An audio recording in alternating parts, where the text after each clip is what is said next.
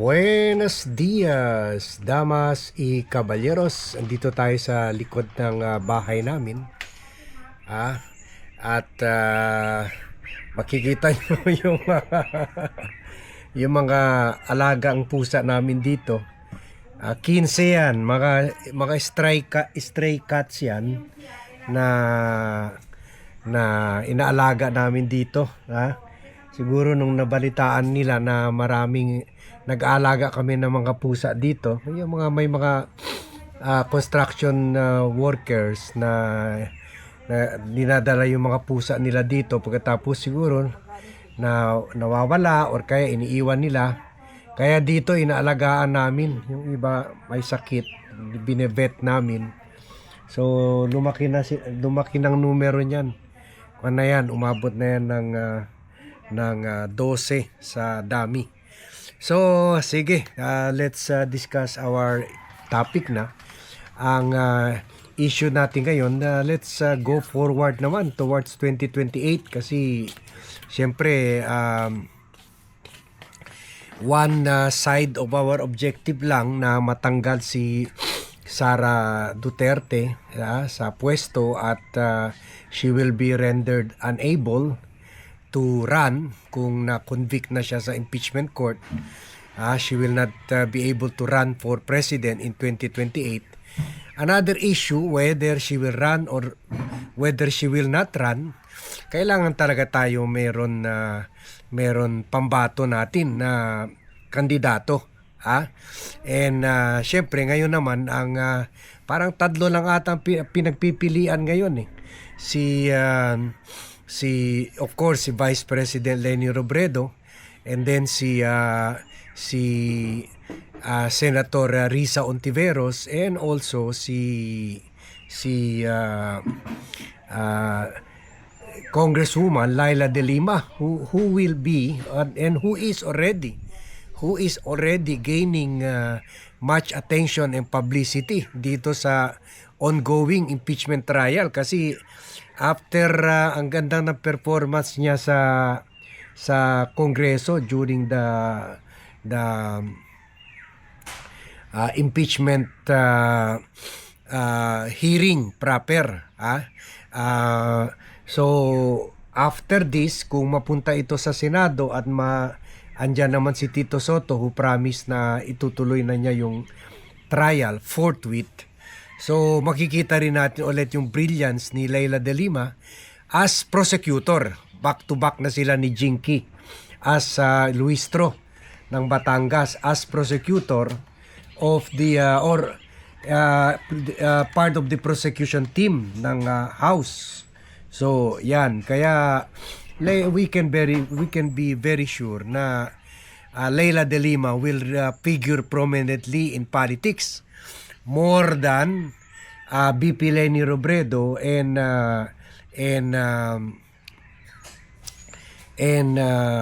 Risa Ontiveros na medyo tahimik sa mga issue ngayon. Kung ako nga, sana sumakay na siya dito sa issue ng impeachment. Although, syempre, siguro nag-iingat lang siya. Ayaw lang niya na sabihin na piniprejudge niya ito. Pero sana she will make noise. Dahil ngayon, ang Magdalo Group nila Senator sige, lakad na tayo. Ni former Senator Antonio Trillanes has endorsed her. Formal na siyang inendorso as their candidate, as their presidential candidate in 2028. At sinabi niya na yung grupo nila, yung Magdalo Group, and also syempre si Trillanes will support Risa Ontiveros. So yan, at least maaga pero matagal naman niya sinasabi ito. Matagal na niya sinasabi na they are really going for and we already blog about this in the past, that they are really going for Risa Ontiveros. So sabi pa ni Trillanes, kami po yung aming grupo, yung Magdalo ay nakapagpasya na si Senator Risa ang susuportahan namin, sabi ni Trillanes. Ngayon, kung ano man yung prosesong gagawin ng Middle Forces, ay willing naman kaming lumahok. Pero ang preference namin ngayon ay si Senator Risa Ontiveros. Kung meron daw maibang mapili, ibang kandidato, ay susunod naman daw sila dito. Kaya lang sabi niya, kung ang mapili ay iba at pumayag naman si Senator Risa doon sa proseso na yun, I we will submit to the process, sabi ni Trillanes. So yan, so okay naman ito kasi one is just voicing out yung group decision nila to support Senator Risa Ontiveros, and two, kung maganda yung proseso, and we hope maganda kasi yung last time medyo pangit yung proseso ng pagpili ng kandidato kasi yun nga ang problema ko rin kay BP Leni Robredo kasi last time hindi klaro, kumbaga hindi merong konting panliling lang ng part nila grupo nila Leni Robredo, kung saan sinasabi niya na sila ang grupo na pipili pero hindi sila tatakbo. Hindi tatakbo si BP Leni Robredo, kundi part lang siya ng organizing group that will choose the next presidential candidate in 2022 during the 2022 presidential election. And then marami nagalit sa kanya, sila Ping, sila Isko, dahil eventually secretly kwan rin pala, pinipresenta rin niya yung sarili niya na siya na ang maging common candidate. So yung ganon, sana hindi na maulit yun. Sana hindi na maulit yung ganong klaseng mga not so transparent and honest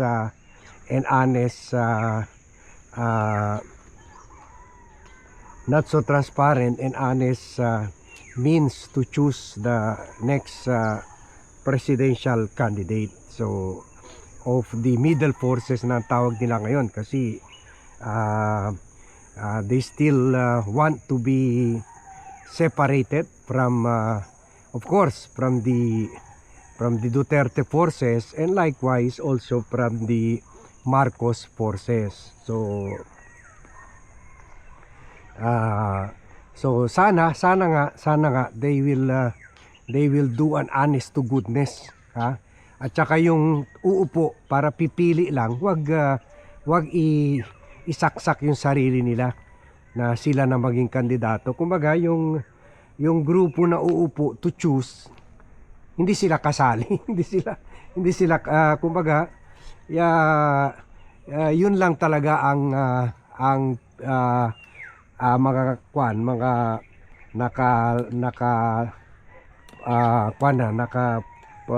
identified na as possible candidates. Hindi na sila uupo sa committee to choose the next candidate. Kumbaga be honest, kumbaga diyan magsisimula, kasi kung yung tagapili yung pala pinipresenta na pala yung sarili niya, unfair yun sa ibang possible presidential candidates na willing naman to go for the presidency to represent the middle forces. So yan. So anong masasabi natin dito sa choice nila Trillanes? Ako, I go for this kasi si Risa Ontiveros, in fact I don't see President Marcos supporting Risa Ontiveros. Kasi parang very consistent si Risa. Yun yung masasabi yung iba. Problema ni Risa, hindi na mumulitika. Kasi alam naman natin itong si Kiko Pangilinan at si Bam Aquino nanalo dahil kahit papaano nagsanib puwersa sila sa mga Marcos forces and DDS forces. Yun lang ang problema kay Risa dahil medyo inflexible talaga siya, very consistent. Pero yan naman siguro ang kailangan natin kasi tulad itong flood control scam. Di ba sabi na report natin sa AMLAC 500 katao ang pinakwan nila, pina-freeze yung pera. Pero bakit ang inimbestigahan lang ng ombudsman wala pang 20? Ang nirekomenda lang ang resulta lang ng ICI na palpak, na kwan lang pala, muro-muro, na kwan lang pala, sarsuela, budol-budol lang pala yung ICI ni President Bongbong Marcos. Bakit through their intervention, through their initiative, 20 pa lang nakakulong? O wala pa, no, mga 10 pa lang nakakulong at 20 pa lang kinasuhan at wala pa ni isang sitting senator. Meron ex-senator si Bong Revilla na nag-surrender pa. So kumbaga yung patapon na senator ex na at nag-surrender, yun ang kinulong. So kulang talaga, di ba? Sabi ng ibang mga commissioners ng ICI na umalis na rin sa grupo nung nahalata nila na ginagamit lang sila pang budol-budol ni President Bongbong Marcos na kunwari may ginawa pero wala. Sabi December makulong sila Cheese, sila Jinggoy, sila Joel, hindi na ata makukulong mga yan ay even until the next December nasa labas pa rin ng kulungan yan. So in short, meron talaga tayo dapat i-elect na presidente who will really start an honest to goodness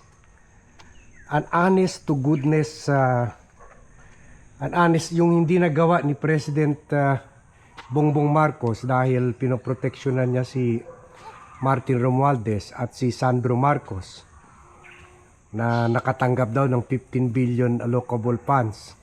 Si Romualdez 14 billion plus 600 billion insertions. So yung hindi nagawa ni President Bongbong Marcos, the next president should do that. And the only person nakita ko na gustong gawin yan ay si Senator Risa Ontiveros, kasi si Leila de Lima and also Leila de Lima. Ito kasi si BP Leni Robredo, meron siya mga pahayag na hindi talaga siya hindi talaga siya gumawa ng pahayag na to support the impeachment.